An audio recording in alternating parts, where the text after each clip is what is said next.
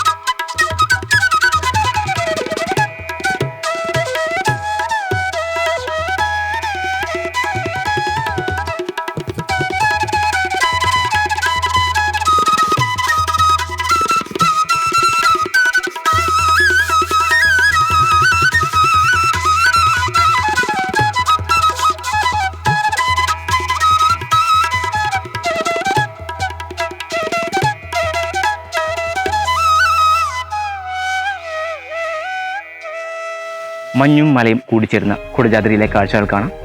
യാത്രകളുടെ ലഹരിയിലേക്ക് എല്ലാവർക്കും ഒരിക്കൽ കൂടി സ്വാഗതം.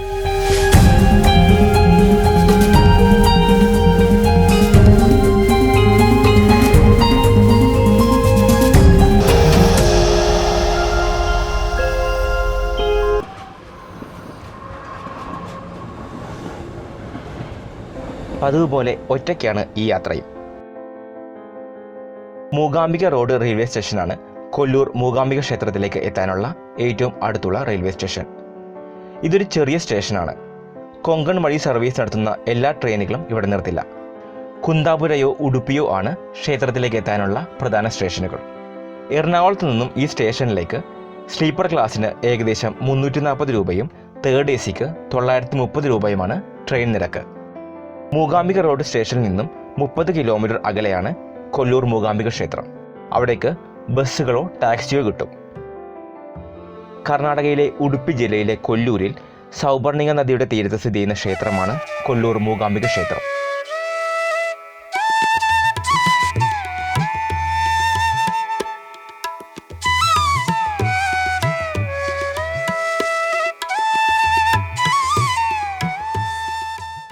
ജാതി മതഭേദമന്യേ ആർക്കും പ്രവേശിക്കാവുന്ന ക്ഷേത്രമാണ് ഇത്.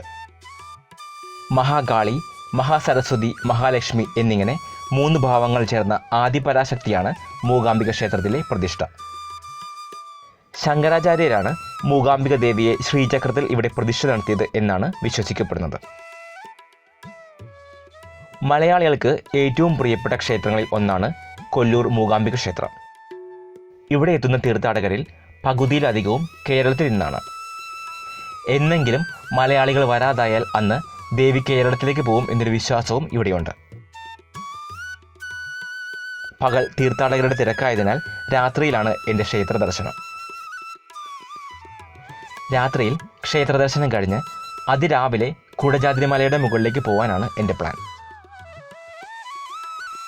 ക്ഷേത്രത്തിൽ നിന്നും 1 കിലോമീറ്റർ അകലെ സൗപർണിക നദിയുടെ തീരത്ത് ഒരു സ്നാനഘട്ടമുണ്ട്.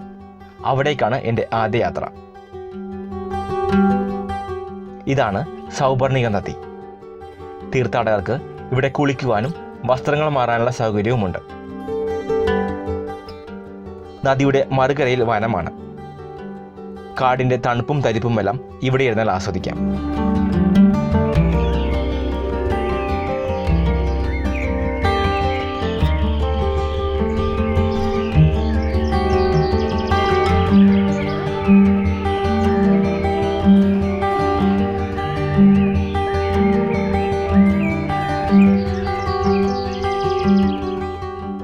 കുടജാദ്രി മലമുകളിൽ നിന്നും ഉത്ഭവിക്കുന്ന നദിയാണ് സൗപർണിക.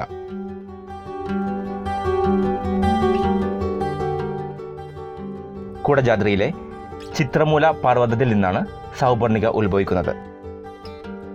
മാലിന്യം നിറഞ്ഞ് മെലിഞ്ഞുണങ്ങിയ സൗപർണികയുടെ മറ്റൊരു മുഖം കൂടിയുണ്ട്. അത് ഞാൻ കാണിക്കുന്നില്ല. ഇവിടുത്തെ ശാന്തതയാണ് മറ്റൊരു പ്രത്യേകത. അവിടെ അങ്ങനെ ഇരിക്കുമ്പോൾ കാടിൻ്റെ തണുപ്പ് മാത്രമല്ല, മീനുകളുടെ സ്പായും ആസ്വദിക്കാം.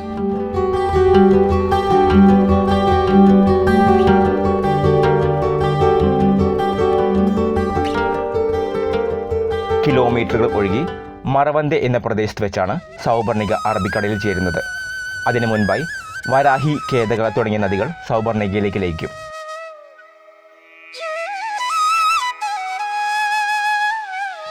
മൂകാംബിക ക്ഷേത്രത്തിൽ നിന്നും നടന്നെത്താവുന്ന ദൂരമാണ് ഇവിടേക്ക്. ഒരുപാട് തീർത്ഥാടകരെത്തുന്ന തിരക്കേറിയ ക്ഷേത്രമായിട്ടും ഒച്ചപ്പാടും ബഹളവും ഒന്നുമില്ലാത്ത ശാന്തമായ പട്ടണമാണ് കൊല്ലൂർ.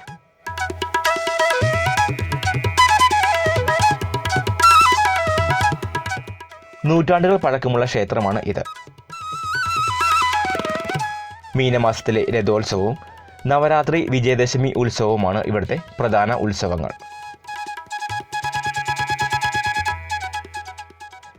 സരസ്വതി സാന്നിധ്യമുള്ള ക്ഷേത്രമായതിനാൽ വിജയദശമി ദിവസത്തിൽ ഇവിടുത്തെ വിദ്യാരംഭം ഏറെ പ്രശസ്തമാണ്.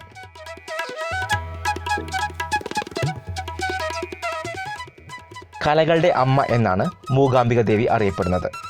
അതുകൊണ്ട് തന്നെ ഇവിടുത്തെ സരസ്വതി മണ്ഡപത്തിൽ അരങ്ങേറ്റം കുറിക്കുന്നത് പുണ്യകരമായിട്ടാണ് കണക്കാക്കപ്പെടുന്നത്.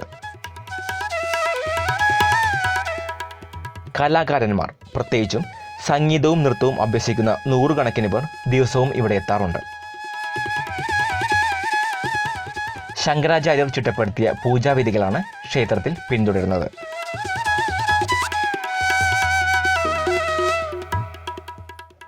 ഗോകർണം മുതൽ കന്യാകുമാരി വരെയുള്ള പഴയ കേരളത്തിൻ്റെ രക്ഷയ്ക്കായി പ്രതിഷ്ഠിക്കപ്പെട്ട 4 അംബികമാരിൽ പ്രധാനിയാണ് മൂകാംബിക എന്നാണ് സങ്കല്പം. അതുകൊണ്ട് തന്നെ ഇവിടെ എത്തുന്ന തീർത്ഥാടകരിൽ നല്ലൊരു ശതമാനവും മലയാളികളാണ്.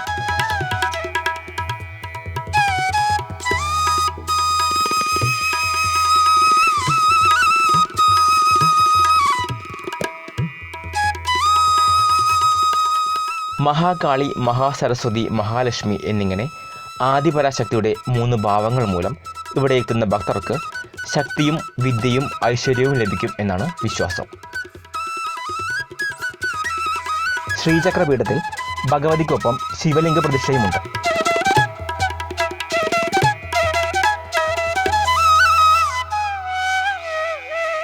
പിറ്റേന്ന് രാവിലെ 5 മണിക്ക് തന്നെ ഉണർന്നെണീറ്റ് ഫ്രഷായി ഇവിടെ എത്തി. പോലീസ് സ്റ്റേഷന് മുൻപിലെ സ്റ്റാൻഡിൽ നിന്നും കുടജാദ്രി മലയുടെ മുകളിലേക്ക് ജീപ്പ് കിട്ടും. 400 രൂപയാണ് ഒരാളുടെ നിരക്ക്. 8 പേരുണ്ടെങ്കിലേ ജീപ്പ് പുറപ്പെടും. അല്ലാത്ത പക്ഷം 8 പേരുടെ തുക നൽകിയാൽ ഒരാളാണെങ്കിലും പോവാം.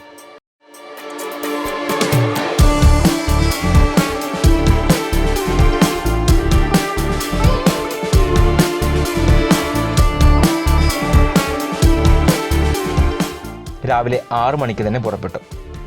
കൊല്ലൂർ നിന്നും ഷിമോഗയിലേക്കുള്ള വഴിയാണ് ഇത്. 8 കിലോമീറ്റർ പിന്നിട്ടാൽ പിന്നെ വനപാതയായി.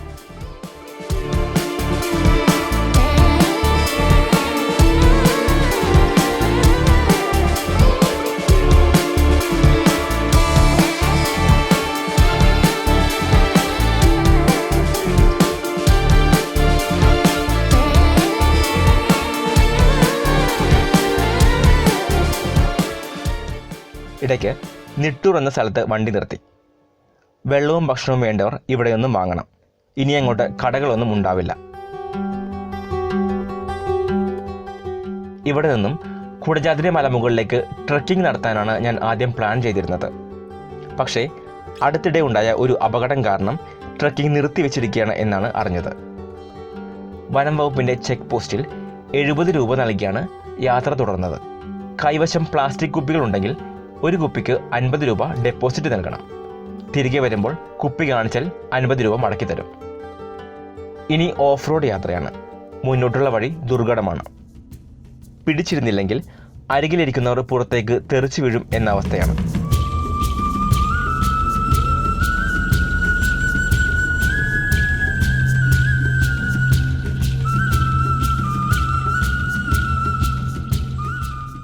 ഇനി 1 കിലോമീറ്റർ കയറ്റമാണ്. ആദിശങ്കരൻ തപസ് ചെയ്തു എന്ന് വിശ്വസിക്കപ്പെടുന്ന ചിത്രമൂല ഗുഹയും ശങ്കരപീഠവുമാണ് മുകളിലുള്ളത്. തുടക്കത്തിൽ തന്നെ ഒരു ക്ഷേത്രമുണ്ട്. ശ്രീദേവി മൂകാസുരനെ വധിക്കാനായി ഉപയോഗിച്ചു എന്ന് വിശ്വസിക്കപ്പെടുന്ന ശൂലം ഇവിടെയുണ്ട്. ഐതിഹ്യങ്ങളും വിശ്വാസങ്ങളും ഒരുപാടുണ്ട് ഇവിടെ. കേരളത്തിൽ വിദ്യാഭഗവതിയായ മഹാസരസ്വതിക്ക് ക്ഷേത്രങ്ങളില്ലാത്തതുകൊണ്ട് ആദിശങ്കരൻ കുടജാദ്രി മലമുകളിൽ തപസ്സനുഷ്ഠിക്കുകയും അതിൽ പ്രസാദിച്ച് പരാശക്തി സരസ്വതി ഭാവത്തിൽ പ്രത്യക്ഷപ്പെടുകയും ചെയ്തു എന്നാണ് വിശ്വാസം. താൻ ആഗ്രഹിക്കുന്ന സ്ഥലത്ത് ദേവിയെ പ്രതിഷ്ഠിക്കണം എന്ന ആഗ്രഹം പറഞ്ഞപ്പോൾ ദേവി സമ്മതിക്കുകയും ശങ്കരനെ പിന്തുടരുകയും ചെയ്തു. പക്ഷേ ഒരു വ്യവസ്ഥയിലാണ് അവരുടെ യാത്ര ആരംഭിച്ചത്. ലക്ഷ്യസ്ഥാനത്ത് എത്തുന്നതുവരെ ശ്രീശങ്കരൻ തിരിഞ്ഞു നോക്കരുത് എന്നായിരുന്നു ദേവിയുടെ വ്യവസ്ഥ. ദേവിയുടെ ചിലമ്പിൻ്റെ ഒച്ച കേട്ടാണ് ദേവി കൂടെയുണ്ട് എന്ന് ശ്രീശങ്കരൻ മനസ്സിലാക്കിയിരുന്നത്. പക്ഷേ കൊല്ലൂരെത്തിയപ്പോൾ ദേവി ശ്രീശങ്കരനെ പരീക്ഷിക്കാൻ തീരുമാനിച്ചു. തൻ്റെ ചിലമ്പിൻ്റെ ഒച്ച കേൾപ്പിക്കാതെ നടക്കാൻ തുടങ്ങി. ചിലമ്പൊച്ച കേൾക്കാതായപ്പോൾ ശ്രീശങ്കരൻ തിരിഞ്ഞു നോക്കുകയും ദേവി അവിടെ ഉണ്ടായിരുന്ന സ്വയംഭൂ വിഗ്രഹത്തിൽ വിലയം പ്രാപിക്കുകയും ചെയ്തു എന്നാണ് ഐതിഹ്യം. കുറച്ച് മുകളിലായി ട്രക്കിംഗ് തുടങ്ങുന്ന സ്ഥലത്ത് മറ്റൊരു ക്ഷേത്രവും അതിൻ്റെ എതിർവശത്ത് കുടിവെള്ളം ശേഖരിച്ചു വച്ചിരിക്കുന്ന വലിയൊരു കുളവുമുണ്ട്. സൗവർണിക നദി ഉത്ഭവിക്കുന്ന മലമുകളിൽ നിന്നും പൈപ്പുകളിട്ട് വെള്ളം ശേഖരിക്കുകയാണ് ഇവിടെ.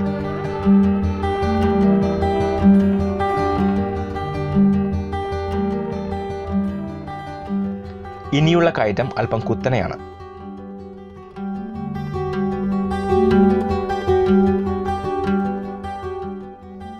കയറ്റം കയറി എത്തുന്നത് വിശാലമായ പുൽമേട്ടിലേക്കാണ്. ഇവിടെ നിന്നും വീണ്ടും വലത്തേക്ക് കയറ്റം കയറിപ്പോയാലേ സർവജ്ഞപീഠത്തിലേക്ക് എത്തിച്ചേരൂ.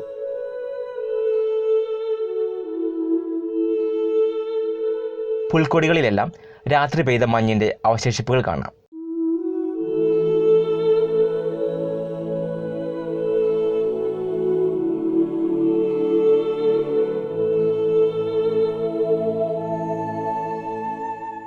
താഴെ പശ്ചിമഘട്ടത്തിൻ്റെ വിശാല ദൃശ്യം. തെക്ക് കന്യാകുമാരി മുതൽ വടക്ക് തപതി തീരം വരെ 6 സംസ്ഥാനങ്ങളിലായി വ്യാപിച്ചിടക്കുന്ന സഹ്യപർവ്വത നിരകളിൽ 1343 മീറ്റർ ഉയരമുള്ള കൊടുമുടിയാണ് കുടജാദ്രി.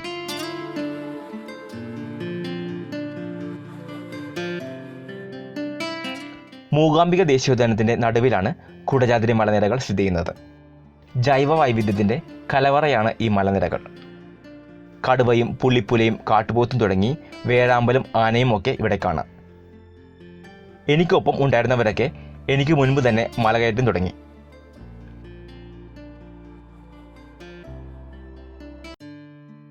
ഇരുന്നും കിടന്നും ഫോട്ടോ എടുത്തും വളരെ പതുക്കെയാണ് എൻ്റെ മലകയറ്റം. പാഞ്ഞു പോകുന്ന മേഘങ്ങളെ നോക്കി മലമുകളിൽ കിടക്കുക രസകരമാണ്. ഹിമാലയം പോലെ തന്നെ എത്ര കണ്ടാലും മടുപ്പ് തോന്നാത്ത ഒന്നാണ് പശ്ചിമഘട്ടവും. പർവ്വതങ്ങളുടെ ഭൂമിശാസ്ത്രം അനുസരിച്ച് ഹിമാലയത്തേക്കാൾ പഴക്കമുണ്ട് പശ്ചിമഘട്ടത്തിന്. 1,60,000 ചതുരശ്ര കിലോമീറ്റർ വിസ്തൃതിയിൽ 6 സംസ്ഥാനങ്ങളിലായി വ്യാപിച്ചിടക്കിയാണ് ഈ മലനിരകൾ. അത്യപൂർവങ്ങളായ സസ്യജന്തുവർഗ്ഗങ്ങളുടെ ആവാസ വ്യവസ്ഥയാണ് ഇവിടം. മുകളിലേക്ക് ചെല്ലുന്തോറും കാഴ്ചകൾ കൂടുതൽ സുന്ദരമാവുകയാണ്. ലോക പൈതൃക പട്ടികയിൽ ഉൾപ്പെട്ടിട്ടുള്ള ഈ മലനിരകൾ ലോകത്തിലെ ജൈവ വൈവിധ്യ പ്രാധാന്യമായ 10 കേന്ദ്രങ്ങളിൽ ഒന്നാണ്. ഒടുവിൽ സർവജ്ഞപീഠത്തിലേക്ക്. ഇതാണ് സർവജ്ഞപീഠം അഥവാ ശങ്കരപീഠം.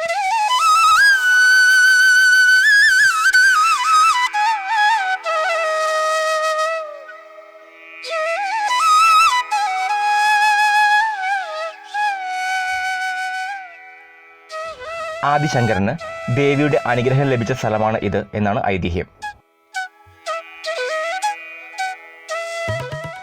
ഇതിന് പിറകിലൂടെ മലയിറങ്ങി ചെന്നാൽ ആദിശങ്കരൻ തപസ് ചെയ്തു എന്ന് വിശ്വസിക്കപ്പെടുന്ന ചിത്രമൂല ഗുഹയിലേക്ക് എത്താം. പക്ഷേ ഇപ്പോൾ സഞ്ചാരികളെ അവിടേക്ക് പ്രവേശിപ്പിക്കുന്നില്ല.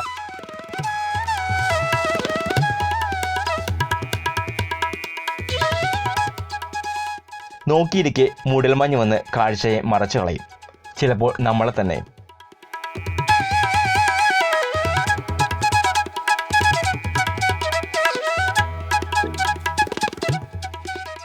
തിരക്കുകൾ വല്ലാതെ മടുപ്പിക്കുമ്പോൾ ആരോടും ഒന്നും പറയാതെ ഒരു ജോഡി ഡ്രസ്സ് മാത്രമെടുത്ത് ഒറ്റ ഓട്ടം വെച്ച് കൊടുക്കാറുള്ള കുറച്ച് സ്ഥലങ്ങൾ എൻ്റെ ലിസ്റ്റിലുണ്ട്.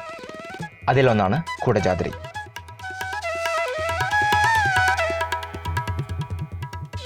ആഗ്രഹിച്ചിട്ടും സാധിക്കാത്ത ഹിമാലയൻ യാത്രകളെക്കുറിച്ച് പലരും വിഷമത്തോടെ എന്നോട് പറഞ്ഞിട്ടുണ്ട്. യാത്രകൾ എന്നാൽ ഹിമാലയത്തിലേക്ക് മാത്രമുള്ളതല്ല, നമ്മുടെ ചുറ്റുവട്ടത്തേക്ക് കൂടിയുള്ളതാണ്. കേരളത്തിൽ നിന്നും ഒരു വീക്കെൻഡ് കൊണ്ട് പോയി വരാവുന്ന സ്ഥലമാണ് കുടജാദ്രി. പ്രായവ്യത്യാസമോ ലിംഗഭേദമോ കൂടാതെ ആർക്കും സുരക്ഷിതമായി പോയി വരാവുന്ന സ്ഥലം. ജീവിതത്തിൽ ഒരിക്കലെങ്കിലും ഇവിടെ വരണം, കഴിയുമെങ്കിൽ ഒറ്റയ്ക്ക്. പാഞ്ഞു പോകുന്ന മേഘങ്ങളെ നോക്കി മലമുകളിൽ മലർന്നു കിടക്കണം. വാക്കുകളിൽ വിവരിക്കാനാവില്ല ആ അനുഭവം. നിങ്ങളുടെ മാനസികാവസ്ഥ എന്തു തന്നെയായിരുന്നാലും ഈ മലമുകളിൽ ഈ കാറ്റിൽ അലിയുമ്പോൾ കടലെത്തിയ പുഴ പോലെ ശാന്തമായിരിക്കും മനസ്സ്, തീർച്ച. ഇനി മടക്കയാത്രയാണ്.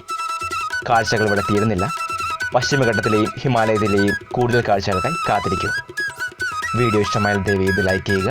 നിങ്ങളുടെ അഭിപ്രായം എന്തു തന്നെയായാലും അത് കമൻ്റായിട്ട് രേഖപ്പെടുത്തുക.